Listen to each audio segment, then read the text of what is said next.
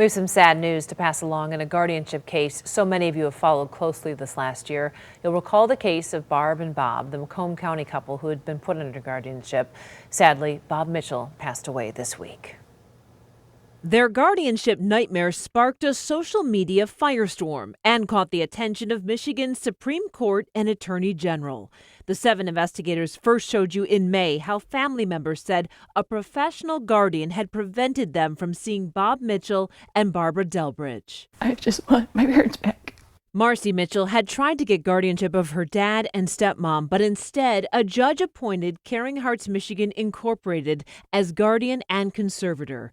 Caring Hearts is owned by Catherine Kirk. After 7 Action News exposed how Kirk then hired her own home care company and her husband's law firm to build Barb and Bob's $2 million estate, the Macomb County Chief Judge stepped in and returned the couple to their family in June. The way they were returned to us is not the shape they were in when this happened. They went from being verbal to communicating to enjoying eating and doing things to, when they were here, nothing. As far as we know, they never even got to go outside except for Bob trying to escape. Niece Gretchen Sommer and Marcy Mitchell have both told 7 Action News they believe both Bob and Barb were over-medicated while under guardianship with Caring Hearts. It's not fair. It was taken away from him. He worked his whole life. He saved. He was smart.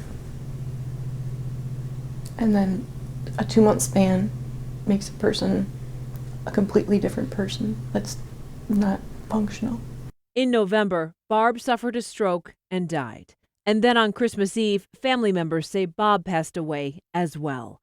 Now they're hoping the Attorney General will keep investigating this case and other guardianship cases to make sure vulnerable adults are not separated from their families. I hope that they are going to get to the bottom of everything that's happened, not only for my parents, but for so many others that this has happened to.